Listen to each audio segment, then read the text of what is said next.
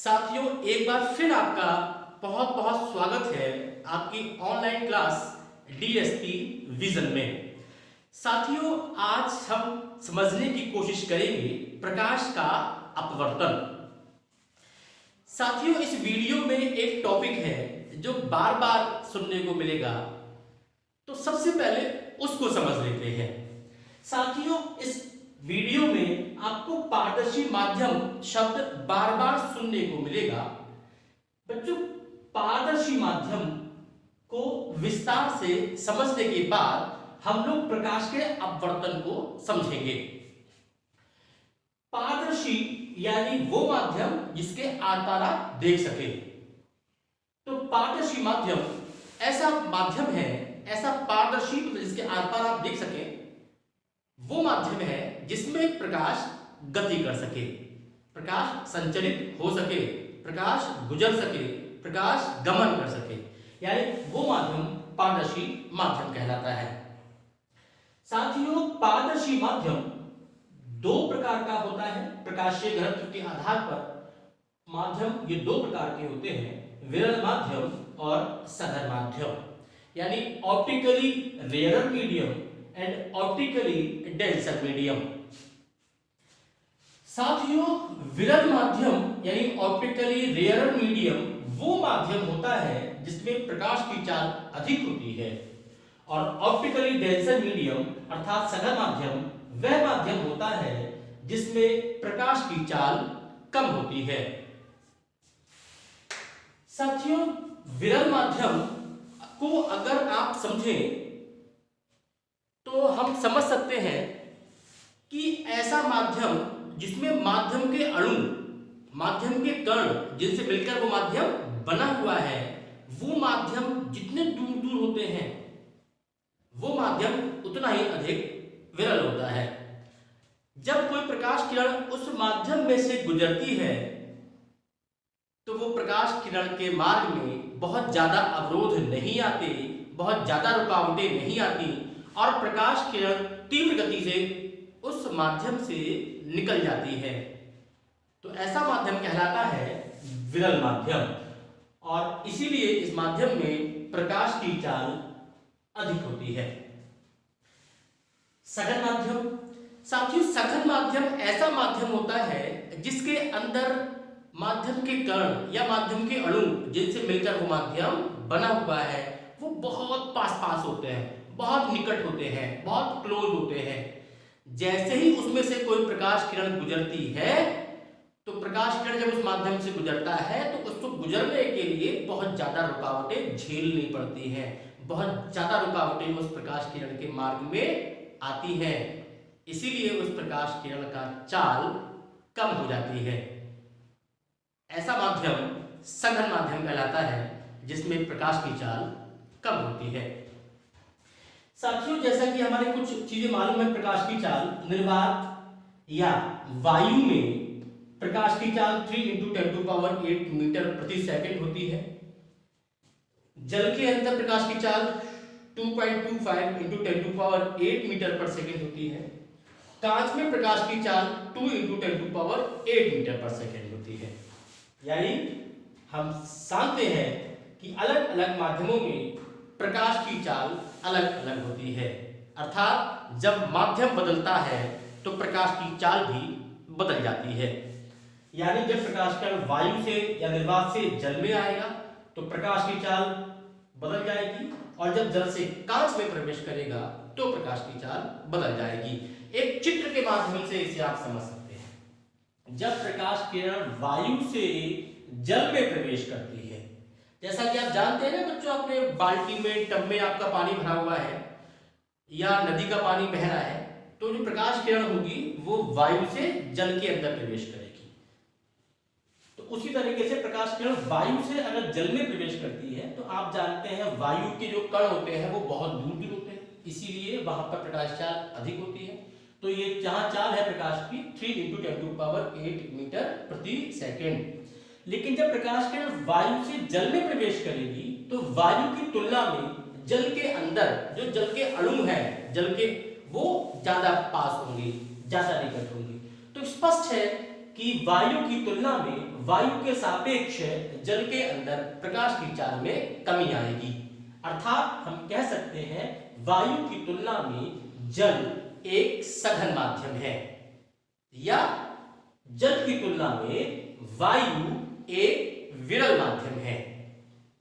ठीक है बच्चों, अब देखते हैं प्रकाश किरण अगर जल से होते हुए कांच में अगर प्रवेश करती है तो आप जानते हैं जल में प्रकाश की चाल है 2.25 × 10⁸ मीटर प्रति सेकंड।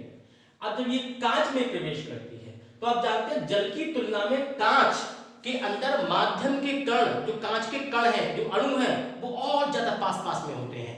इसका मतलब है जल की तुलना में जो कांच है वो और ज्यादा सघन होता है। अब जितने ज्यादा माध्यम के कण जितने पास होंगे प्रकाश की चाल में उतनी ही अधिक कमी आएगी। इसका मतलब है प्रकाश की चाल और कम हो जाती है जैसे ही प्रकाश की किरण जल से कांच में आता है। देख लीजिए 2.25 × 10⁸ मीटर पर सेकंड से प्रकाश की चाल रह जाती है 2 × 10⁸ मीटर पर सेकंड। इसलिए हम कह सकते हैं कि जल की तुलना में जो कांच है वो प्रकाशीय सघन माध्यम है, या आप कह सकते हैं कांच की तुलना में जो जल है वो प्रकाशीय विरल माध्यम है। यानी हमने समझा वायु और जल के लिए जल सघन माध्यम था, और जब प्रकाश कण जल से कांच में जाती है तो जल और कांच की बात करें तो वही माध्यम अर्थात जल विरल माध्यम हो जाता है। यानी इन दो माध्यमों के लिए जल है विरल माध्यम, सघन माध्यम, और इन दो माध्यमों के लिए जल है विरल माध्यम। अर्थात स्पष्ट है कि कोई भी माध्यम हमेशा विरल या सघन नहीं होता। ये तब स्पष्ट होता है जब हमें तुलना किसी माध्यम के साथ में तुलना करने के लिए कोई दूसरा माध्यम भी दे रखा हो, तब हम कह सकते हैं कि कोई माध्यम सघन है या विरल। आप दिमाग में कभी नहीं बिठा सकते कि जल जो है वो एक सघन माध्यम है और विरल जो है जो वायु है वो विरल माध्यम है, या जो कांच है कि वो सघन माध्यम है। अब आप जानते हैं बच्चों कांच से भी ज्यादा जो सघन होता है बात करें वो है हीरा। हीरे का प्रकाशीय घनत्व सबसे ज्यादा होता है, अर्थात हीरे के अंदर प्रकाश की चाल सबसे कम होती है। अगर बात करेंगे कांच और हीरे की, अगर यही प्रकाश कांच से होकर के हीरे में प्रवेश करे तो कांच की तुलना में जो हीरा होगा वो प्रकाशीय सघन होगा, और हीरे की तुलना में जो कांच होगा वो प्रकाशीय विरल होगा। इसका मतलब है जैसे हमने यहां पे एग्जाम्पल दिया ना कि जल की तुलना में कांच सघन है या कांच की तुलना में जल विरल है। अगर कांच वाला प्रकाश अगर हीरे में प्रवेश कर जाए तो हीरे के लिए अब ये कांच विरल माध्यम होगा, या कहें कांच के लिए जो हीरा है वो अब सघन माध्यम होगा। ठीक है ना बच्चों, तो उम्मीद है ये आपको टॉपिक समझ में आ गया होगा। अब हम लोग स्टार्ट करते हैं प्रकाश का अपवर्तन। साथियों जैसा हमें मालूम है कि प्रकाश किरण एक सीधी रेखा में चलती है।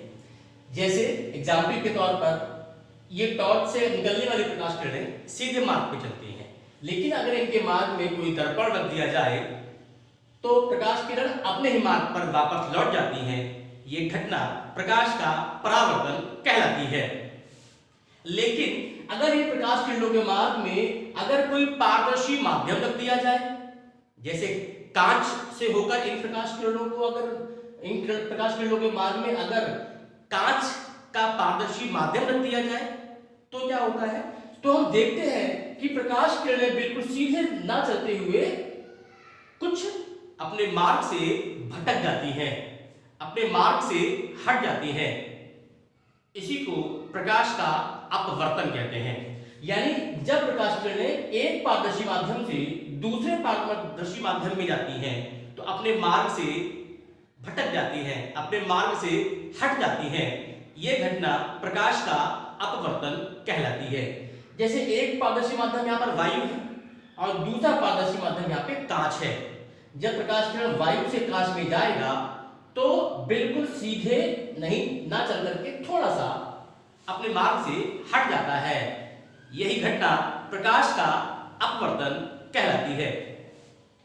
साथियों, जब प्रकाश किरण विरल माध्यम से सघन माध्यम में जाती है या सघन माध्यम से विरल माध्यम में जाती है तो प्रकाश का अपवर्तन किस प्रकार होता है, देखते हैं। जब प्रकाश किरण विरल माध्यम से सघन माध्यम में जाती है तो प्रकाश किरण अभिलंब की ओर मुड़ती है, यानी अभिलंब की ओर मुड़ जाती है। यह अभिलंब क्या होता है, इसको देखते हैं। साथियों, यहां पर दो माध्यम है, वायु और जल, यानी विरल माध्यम और सघन माध्यम। ये आसपास में है, पास-पास में है, और इन दोनों के बीच में तल होता है जो इन दोनों माध्यमों को अलग करता है। इसे पृथककारी या सीमाकारी तल कहा जाता है। साथियों, जैसे ही प्रकाश किरण वायु में होती हुई यानी विरल माध्यम में होती हुई जैसे ही इस सीमाकारी तल पर टकराता है तो यह बिंदु कहलाता है आपतन बिंदु। तो इस आपतन बिंदु पर एक इस पृष्ठ के जो सीमाकारी तल है, जो पृथकारी तल है, इसके लंबवत आपतन बिंदु पर सबसे पहले एक लंब रेखा खींचते हैं। और आप जानते हैं लंब रेखा इस पृथककारी तल के लंबवत होगी, 90 डिग्री के एंगल पे होगी। इसको कहा जाता है अभिलंब। इसे कहा जाता है अभिलंब। अब आप देख लीजिए, ये आपतित किरण है और ये आपतन बिंदु है, और इस आपतन बिंदु पर सबसे पहले हम एक अभिलंब खींचते हैं। अब आप देखिए, हम लोग बात कर चुके हैं अभी कि प्रकाश किरण जब एक पारदर्शी माध्यम से दूसरे पारदर्शी माध्यम में जाता है तो वह सीधे मार्ग पर ना जाकर के विचलित हो जाता है। यानी कि प्रकाश किरण जब विरल माध्यम से सघन माध्यम में जाता है तो वह अभिलंब की ओर मुड़ जाता है। तो क्या करेंगे, प्रकाश किरण जैसे यहां जा रहा था, यहां ना जाकर के अभिलंब की ओर यानी अंदर की ओर झुक जाती है। तो यहां पर हम एक प्रकाश किरण खींच लेते हैं जो कि अंदर की ओर विचलित हो जाती है। तो ये जो प्रकाश किरण है ये हमारी कहलाती है अपवर्तित प्रकाश किरण। ये जो किरण है ए बी, इसे कहते हैं आपतित किरण, और ये किरण बीसी है, इसे कहते हैं अपवर्तित किरण, और ये हमारा है अभिलंब। तो आपतित किरण और अभिलंब के बीच बनने वाला कोण आपतन कोण कहलाता है, इसे हम एंगल आई से प्रदर्शित करते हैं।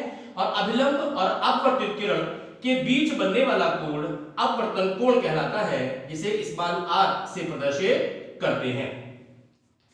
ध्यान रखिए, जब प्रकाश किरण विरल माध्यम से सघन माध्यम में जाता है तो वह अभिलंब की ओर बिल्कुल सीधी ना गुजर करके अभिलंब की ओर विचलित हो जाता है। अब जैसे अगर प्रकाश किरण सघन माध्यम से विरल माध्यम में जाता है तो जैसा कि हम देख रहे हैं कि प्रकाश किरण अपवर्तन के पश्चात अभिलंब से दूर हट जाती है।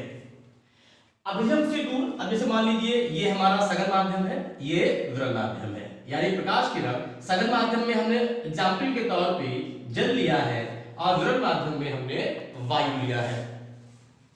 अगर यहां पर प्रकाश किरण सघन माध्यम से विरल माध्यम में आती है तो ये मान लीजिए ये आपके प्रकाश किरण है, तो इस बिंदु पे आप आपतन बिंदु खींचेंगे और आपतन बिंदु पर एक लंब, सबसे पहले आप एक लंब खींचेंगे जिसे इस अभिलंब कहते हैं। और जैसे ही ये प्रकाश किरण एक पारदर्शी माध्यम से अगले पारदर्शी माध्यम में जाएगी तो ये अपने मार्ग पे सीधे ना जाते हुए अभिलंब से दूर हट जाएगी, यानी ये इधर आ रहा है अभिलंब, तो इधर आकर के अभिलंब से दूर हटेगी। तो ये जो प्रकाश किरण है ये अपवर्तित प्रकाश किरण कहलाती है, यानी ये ए बी है आपतित किरण, बी सी है अपवर्तित प्रकाश किरण, और आपतित किरण और अभिलंब के बीच बनने वाला कोण आपतन कोण कहलाता है, और अपवर्तित किरण और अभिलंब के बीच बनने वाला कोण अपवर्तन कोण कहलाता है। ध्यान रखिए, जब कभी प्रकाश किरण सघन माध्यम से विरल माध्यम में आती है तो वह अभिलंब से दूर हट जाती है। इस दोनों एग्जाम्पल में, दोनों उदाहरणों में हम देख सकते हैं कि यहां पर अपवर्तन कोण का मान आपतन कोण से कम है और यहां पर अपवर्तन कोण का मान आपतन कोण से अधिक है। और इसके बाद जो थर्ड स्थिति आती है, जो तीसरी कंडीशन आती है, अगर कोई प्रकाश किरण किसी भी सीमाकारी तल के लंबवत आपतित होती है तो वह बिना विचलित हुए दूसरे पारदर्शी माध्यम में बिल्कुल सीधे निकल जाती है। साथियों, बच्चों, अगर ये प्रकाश किरण लंबवत आपतित होती है तो आप देखेंगे कि इस तल के लंब जो रेखा खींचते हैं, जिसे हम अभिलंब कहते हैं, वो और आपतित किरण दोनों समांतर होंगी या कहे दोनों एक ही रेखा में होंगी।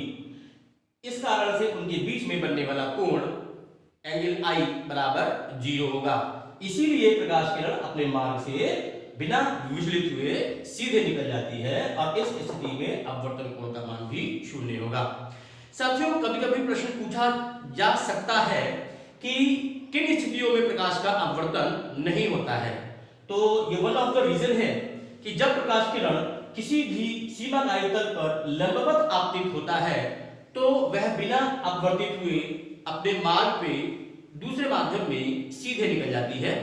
और जो सेकंड रीजन है वो है कि इन दोनों माध्यमों का, चाहे वो सघन से विरल में आ रही हो, चाहे विरल से सघन में आ रही हो, इन दोनों माध्यमों का अपवर्तनांक एक समान होता है। यानी दो स्थितियां हैं जब प्रकाश का अपवर्तन नहीं होता। नंबर 1 कि प्रकाश किरण इस तल के लंबवत आपतित हो रही हो, और नंबर 2 कि इन दोनों माध्यमों के अपवर्तनांक एक समान होने चाहिए। अभी अपवर्तनांक क्या होता है ये हम आगे टॉपिक्स में समझेंगे। साथियों, अब प्रकाश के अपवर्तन को कुछ जो अभी हमने सघन से विरल और विरल से सघन पढ़ा है, इसको अप्लाई करके देखते हैं। इसको जैसे हमारे सामने कांच का एक प्रिज्म है। अब कांच के प्रिज्म है, इस कांच के प्रिज्म में प्रकाश का अपवर्तन किस प्रकार होता है देखते हैं। जैसे ये कांच का प्रिज्म कांच का बना हुआ है, नो डाउट, और बाहर हमारे हमारी वायु है। यानी सबसे पहले प्रकाश किरण वायु से होती हुई कांच के अंदर प्रवेश करेगी, फिर सामने वाले तल से कांच से बाहर वायु में निकल जाएगी।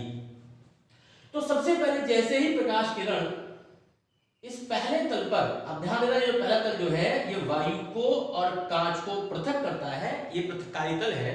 तो जैसे ही आपतित किरण इस बिंदु पे टकराएगी, इसे हम आपतन बिंदु मानेंगे। और आपतन बिंदु पर सबसे पहला काम क्या करेंगे? सबसे पहला काम करेंगे, ये जो हमारा सीमाकारी तल है, पृथककारी तल है, इसके लंबवत एक रेखा खींच लेंगे, काल्पनिक रेखा। यानी ध्यान रखिएगा, जैसे ही ये आपतित किरण हमने यहां डालेंगे, आपतन बिंदु पर इस तल के लंबवत एक काल्पनिक रेखा खींच लेंगे, जिसे हम अभिलंब के नाम से जानते हैं। अब साथियों, आप जानते हैं कि प्रकाश किरण जब वायु से कांच में आएगी तो अपने मार्ग पर सीधे नहीं जाएगी। यानी आप समझ सकते हैं कि इसका देखो ये मार्ग था, प्रकाश किरण इस मार्ग में जा रही थी, कोई डाउट? यानी प्रकाश किरण जब आ रही थी या टकराई थी तो इस मार्ग पर सीधे जा रही थी, लेकिन इस मार्ग पर ना चलती जाते हुए क्या होगा, ये अपने मार्ग से भटक जाएगी, इसका अपने मार्ग से विचलन हो जाएगा। अब वो क्या होगा, आप समझ चुके हैं कि प्रकाश किरण विरल माध्यम से सरल माध्यम में जाती है तो उसका विचलन अभिलंब की ओर होता है। और अभिलंब कहां पे है? ये है अभिलंब। तो अभिलंब की ओर यहां हो जाएगा इसका विचलन। यानी आप यहां पर एक प्रकाश किरण खींच देंगे, इसे कहेंगे अपवर्तित प्रकाश किरण। यह है आपतित किरण और ये कहलाएगी अपवर्तित प्रकाश किरण। अब हम देखते हैं बच्चों कि अब ये जो प्रकाश किरण है अभी इस तल पे टकराती है। अब यहां से प्रकाश किरण कांच से होकर के वायु में आना चाहती है, यानी सघन माध्यम से विरल माध्यम में आना चाहती है। जैसे ही अब इस वाले तल के लिए ये आपतन बिंदु कहलाएगा। क्या कहलाएगा? आपतन बिंदु कहलाएगा। तो इस आपतन बिंदु पर सबसे पहला काम है, जब प्रकाश किरण सघन से विरल में जाएगी तो सबसे पहला काम है कि इस बिंदु पर आप एक अभिलंब खींचेंगे। और आप जानते हैं अभिलंब क्या होता है? इस तल के लंबवत होता है, इस तल के बिल्कुल लंबवत। तो हमने जो है क्या किया, इस तल के बिल्कुल लंबवत एक अभिलंब ड्रॉ कर लिया। तभी तो हमको मालूम चलेगा कि प्रकाश किरण अभिलंब से दूर हटेगी या अभिलंब की ओर जाएगी। इसलिए सबसे पहला काम है अभिलंब को खींचना। तो हम जानते हैं कि प्रकाश किरण जब सघन माध्यम से विरल माध्यम में जाती है तो वह अभिलंब से दूर हटती है। इसका मतलब है यहां से बाहर जाएगी तो आप जानते हैं कि प्रकाश किरण इस रास्ते पर नहीं जाएगी, जो ड्रॉ कर रहा हूं मैं डॉटेड तरीके से। क्यों? क्योंकि अब ये प्रकाश किरण कांच से कहां जा रही है? वायु में। तो ये प्रकाश किरण सीधे मार्ग पर ना जाकर के अभिलंब से दूर हट जाएगी। और साथियों अभिलंब है कहां? इधर। तो प्रकाश किरण इधर जाकर के इधर हटेगी, यानी प्रकाश किरण आपका इधर विचलित हो जाएगी। देख लीजिए साथियों, यहां पर प्रकाश किरण जब वायु से कांच में जाती है यानी विरल माध्यम से सघन माध्यम में जाती है तो अभिलंब की ओर झुक जाती है, और जब सघन माध्यम से विरल माध्यम में जाती है तो अभिलंब से दूर हट जाती है। और साथियों इस प्रयोग में एक बात ध्यान रखना बहुत जरूरी है, ये जो प्रकाश किरण ली गई है ये एक वर्णी प्रकाश किरण होनी चाहिए। एक वर्णी का मतलब है इसके अंदर केवल एक ही रंग का प्रकाश होना चाहिए।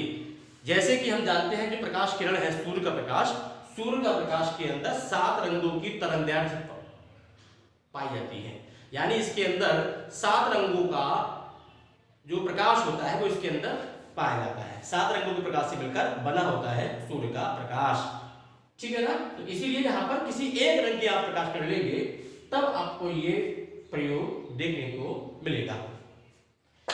अब इसी प्रकाश के अपवर्तन को एक दूसरे एग्जाम्पल से हम इसको अप्लाई कर सकते हैं। जैसा कि आपको चित्र में साफ दिख रहा है, ये हमारा जो एक कांच का बना हुआ एक आयताकार स्लैब होता है, रेक्टेंगुलर स्लैब जो कांच का बना होता है, ये इसके द्वारा प्रकाश का अपवर्तन किस प्रकार होता है। तो आप देखते हैं कि जैसे ही ये, पहले इसको समझ लेते हैं, ये हमारा पूरा कांच का बना हुआ है और आप जानते हैं इसके चारों तरफ हमारे वायु से घिरा हुआ है, यानी सबसे पहले प्रकाश किरण वायु में होती हुई कांच के अंदर जाना चाहेगी, यानी विरल माध्यम से सघन माध्यम में आना चाहेगी। तो आप जानते हैं कि प्रकाश किरण विरल माध्यम से सघन माध्यम में आती है तो अभिलंब की ओर झुकती है। तो आप समझ चुके हैं जैसे ही आपकी किरण जिस सीमाकारी तल पर टकराएगी, आप जानते हैं ये तल जो है ये सीमाकारी या पृथककारी तल है जो कि वायु को कांच से अलग कर रहा है। तो जैसे ही आपकी प्रकाश किरण इस बिंदु पर टकराएगी, इसे हम कहेंगे आपतन बिंदु। इस आपतन बिंदु पर इस तल के लंबवत सबसे पहले एक काल्पनिक रेखा खींचते हैं जिसे हम अभिलंब कहते हैं। जी हाँ, ये हमारा अभिलंब है। अब प्रकाश किरण जैसे ही वायु से कांच के अंदर आएगी यानी विरल माध्यम से सघन माध्यम में आएगी तो आप जानते हैं प्रकाश किरण अभिलंब की ओर झुक जाएगी। चलिए इसको देखिए, ये प्रकाश किरण इस दिशा में आ रही थी और आप जानते हैं कि अगर ये प्रकाश किरण इस दिशा में आ रही थी तो अपवर्तन के पश्चात वो इस दिशा से होकर नहीं गुजरेगी। आप जानते हैं ये आपतित किरण की दिशा थी। अब प्रकाश किरण वायु से जब कांच में आएगी यानी विरल माध्यम से सघन माध्यम में आएगी तो अपने मार्ग से विचलित हो जाएगी और आप जानते हैं वो विचलित होगी, यानी यहां से ये इसका प्रकाश का मार्ग था लेकिन अब वो मार्ग से अपने भटक जाएगी, अपने मार्ग से विचलित हो जाएगी। और आप जानते हैं विरल माध्यम से सघन माध्यम में आने पर प्रकाश किरण अभिलंब की ओर झुकती है, यानी अब प्रकाश किरण हमारी अंदर की तरफ यानी ये है अभिलंब, इसकी तरफ विचलित हो जाएगी।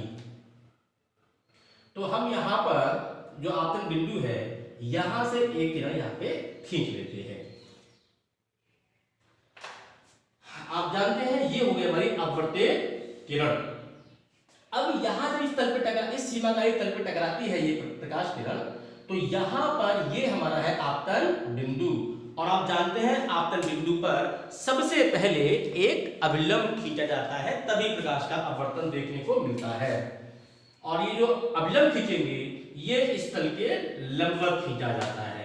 जैसे कि आप सबसे पहले इस तल के लंबवत एक अभिलंब खींच लेते हैं।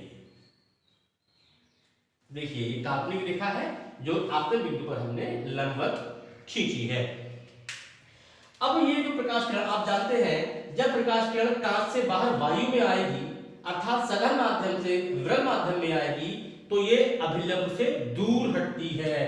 जी हाँ, आप देखिएगा प्रकाश किरण का ये मार्ग था, जब ये बाहर निकल रही थी इस मार्ग पे प्रकाश किरण चल रही थी। लेकिन क्या होगा, प्रकाश किरण जब सघन माध्यम से विरल माध्यम में आएगी, कांच से वायु में आएगी तो अभिलंब से दूर यानी इधर हट जाएगी। यह है ना अभिलंब, इस अभिलंब से दूर यानी इधर हटेगी। तो ये हमारा प्रकाश किरण इस तरीके से यहां से अपवर्तित हो जाएगी।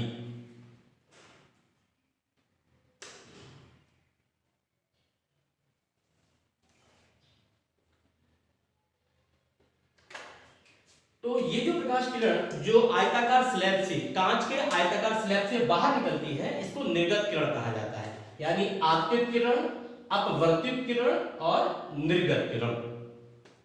ये आपतित किरण और अभिलंब के बीच जो कोण बनता है इसे हम आपतन कोण कहते हैं। अभिलंब और अपवर्तित किरण के बीच जो कोण बनता है इसे हम अपवर्तन कोण कहते हैं। और निर्गत किरण और अभिलंब के बीच जो कोण बनता है उसे हम निर्गत कोण कहते हैं।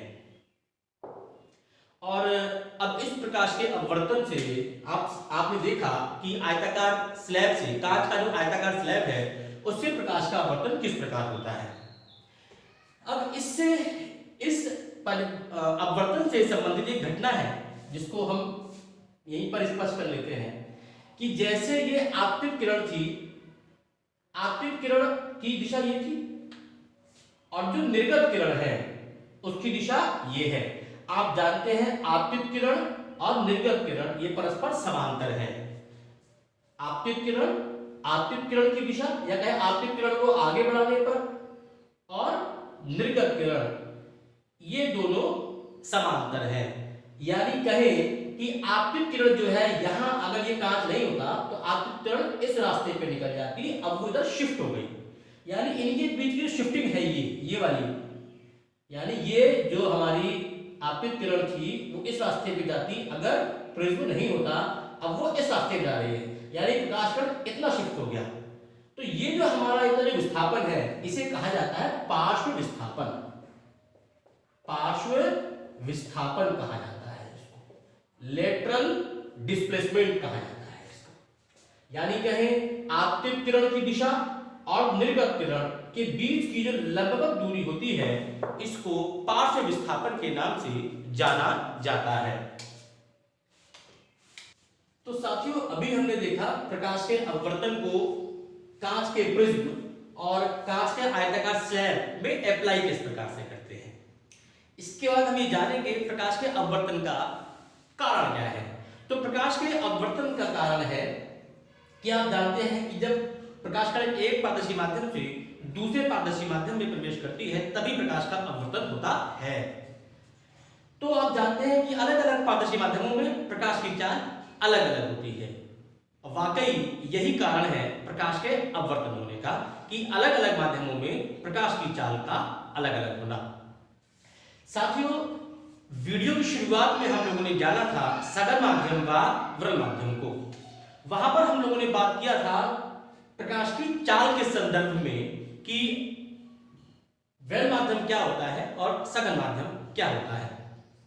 अगर विरल से सघन और सघन से विरल माध्यम में जो प्रकाश का अपवर्तन हमने देखा, इस आधार पे अगर हम सघन और विरल माध्यम को परिभाषा बनाएं, अगर परिभाषित करें इसको, तो हम देखेंगे कि अगर प्रकाश किरण विरल माध्यम से या यदि प्रकाश किरण एक माध्यम से दूसरे माध्यम में जाने पर अभिलंब की ओर विचलित हो जाए तो दूसरा माध्यम पहले माध्यम के सापेक्ष सघन माध्यम कहलाता है। वहीं अगर प्रकाश किरण पहले माध्यम से दूसरे माध्यम में जाता है और अगर वह अभिलंब से दूर हट जाता है तो दूसरा माध्यम पहले माध्यम के सापेक्ष विरल माध्यम कहलाता है। साथियों कभी कभी क्या होता है एग्जाम में आपको ये चित्र दे रखा होगा, इस तरीके से कोई चित्र आपको दे दिया और आपसे ये चित्र आपको दे दिया। अब आपसे पूछ लिया जाएगा ये माध्यम नंबर 1 है, ये माध्यम नंबर 2 है, बताइए कौन सा माध्यम विरल है और कौन सा माध्यम सघन है। तो आप ध्यान रखेंगे, अगर प्रकाश किरण एक माध्यम से दूसरे माध्यम में जाती है और अगर वह अभिलंब की ओर झुक जाती है तो वह माध्यम पहले माध्यम के सापेक्ष सघन माध्यम कहलाता है। सापेक्ष शब्द जरूरी इसलिए है, वीडियो की शुरुआत में कह चुका हूं, कोई भी माध्यम कभी विरल या कभी सघन नहीं होता, किसी की सापेक्ष यानी किसी की तुलना करें यहां पर किसी माध्यम की, तभी वो माध्यम आप सघन या विरल बोलेंगे। क्लियर है बच्चों। और अगर ये प्रकाश किरण अभिलंब से दूर हट जाती, यानी कि ये प्रकाश किरण इधर आ जाती, तो आप देखते थे कि एक माध्यम से दूसरे माध्यम में प्रकाश किरण अभिलंब से दूर हट रही है, तो दूसरा माध्यम पहले माध्यम के सापेक्ष विरल माध्यम कहलाता है। तब समझ जाएंगे कि प्रकाश किरण सघन माध्यम से विरल माध्यम में आ रही है। Clear, very good. साथियों अब हम बात करते हैं अपवर्तन के नियम पर। अपवर्तन के दो नियम होते हैं। पहला नियम कि आपतित किरण, अपवर्तित किरण और आपतन बिंदु पर अभिलंब, ये तीनों एक ही तल में होते हैं। और जो दूसरे नियम को समझने से पहले हमारे एक साइंटिस्ट थे स्नेल, स्नेल के नियम जो आप पढ़ते हैं हम लोग, तो स्नेल ने एक प्रयोग करके देखा, तभी हम दूसरे नियम पे आते हैं कि स्नेल ने क्या प्रयोग किया कि दो माध्यम लिए, माध्यम 1 माध्यम 2 ले लीजिए, और एक पहले माध्यम से दूसरे माध्यम में प्रकाश किरण गुजारी। आप जानते हैं ये आपतित किरण है, ये अभिलंब है, इसके बीच बनने वाला कोण आपतन कोण। अपवर्तित किरण और अभिलंब के बीच बनने वाला कोण ये अपवर्तन कोण होता है। तो स्नेल ने क्या देखा कि किन्हीं दो माध्यमों को लिया और एक ही रंग की प्रकाश किरण ली। पूरे प्रयोग के दौरान ना तो वो माध्यम चेंज करेंगे ना प्रकाश का रंग चेंज करेंगे, यानी किन्हीं दो माध्यमों व एक ही रंग की प्रकाश किरण को लेते हुए उन्होंने प्रयोग किया कि उन्होंने आपतन कोण के मान को चेंज किया, तो वो देखते हैं कि इसके संगत अपवर्तन कोण का मान भी बदल जाता है। तो जैसे उन्होंने आपतन कोण को बदलकर पहले I1 कर दिया, फिर आपतन कोण के मान को बदलकर I2 कर दिया, तो इसके संगत अपवर्तन कोण का मान भी चेंज हो गया, I2 हो गया। जब आपतन कोण का मान उन्होंने I3 कर दिया, तो उसके संगत उन्होंने देखा कि अपवर्तन कोण का मान भी बदल गया। तीनों से यानी दो माध्यमों और एक ही रंग की प्रकाश कण को लिया उन्होंने, तो उन्होंने देखा कि तीनों स्थितियों में जब जब आपतन कोण के मान बदले तब तक उनके संगत अपवर्तन कोण के मान भी बदले। साथियों जो नहीं बदला वो क्या चीज थी? वो चीज थी कि तीनों स्थितियों में या जितनी बार भी उन्होंने ये गणना की, तीनों या इससे अधिक स्थितियों में प्रत्येक स्थिति में जब आपतन कोण की साइन और अपवर्तन कोण की साइन का जो अनुपात था, या आपतन कोण की ज्या और अपवर्तन कोण की ज्या का जो अनुपात था, वो प्रत्येक स्थिति में एक समान रहा। यानी आपतन कोण का मान चेंज हुआ, उनके संगत अपवर्तन कोण के मान चेंज हुए, लेकिन क्या चेंज नहीं हुआ? आपतन कोण का साइन और अपवर्तन कोण की साइन का जो अनुपात था वो प्रत्येक स्थिति में वही रहा, जो नहीं बदला। ठीक है, इसी से हमारा जो प्रयोग बनता है, जो नियम बनता है हमारा अपवर्तन का दूसरा नियम, कि पहला नियम क्या था? आपतित किरण, अपवर्तित किरण और आपतन बिंदु पर अभिलंब, ये तीनों एक ही तल में होते हैं। और साथियों दूसरा नियम है जो कि स्नेल के प्रयोग पे आधारित है। तो दूसरा नियम है कि किन्हीं दो माध्यमों व एक ही रंग की प्रकाश किरण के लिए आपतन कोण की ज्या यानी आपतन कोण का साइन और अपवर्तन कोण की ज्या यानी अपवर्तन कोण का साइन, इनका अनुपात एक नियतांक होता है जिसे पहले माध्यम के सापेक्ष दूसरे माध्यम का अपवर्तनांक कहते हैं। यानी 1 और 2 का मतलब है पहले माध्यम के सापेक्ष दूसरे माध्यम का अपवर्तनांक कहते हैं। इसे स्नेल का नियम भी कहते हैं। यानी 1n2 equal to sine i upon sine are.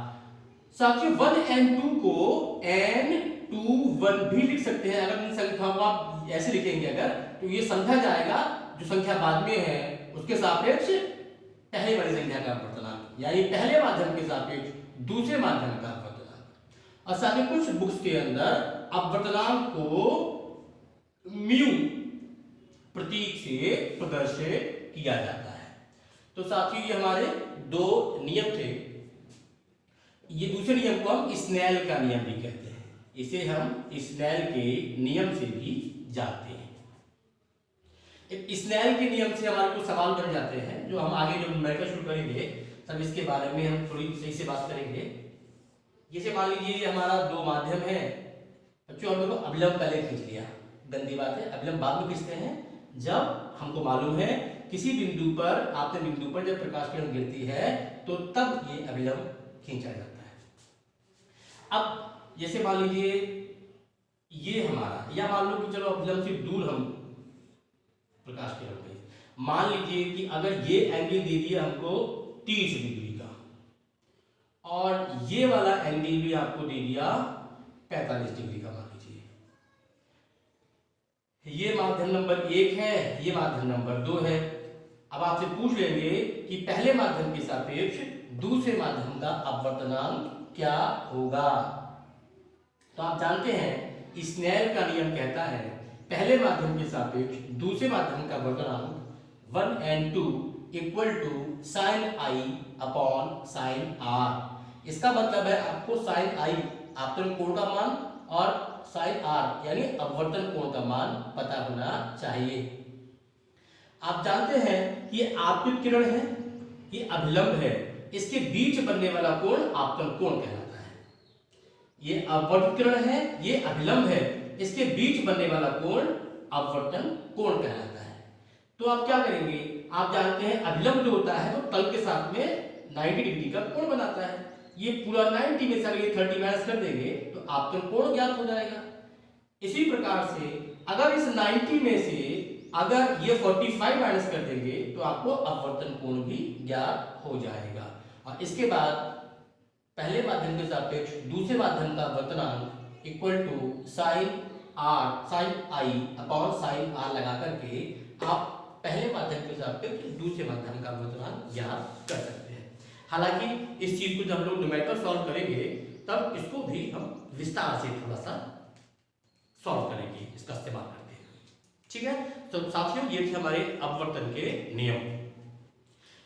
अब जो नेक्स्ट वीडियो आएगी उस नेक्स्ट वीडियो में हम लोग प्रकाश के अपवर्तन से ही संबंधित एक टॉपिक है अपवर्तनांक, उसको समझेंगे।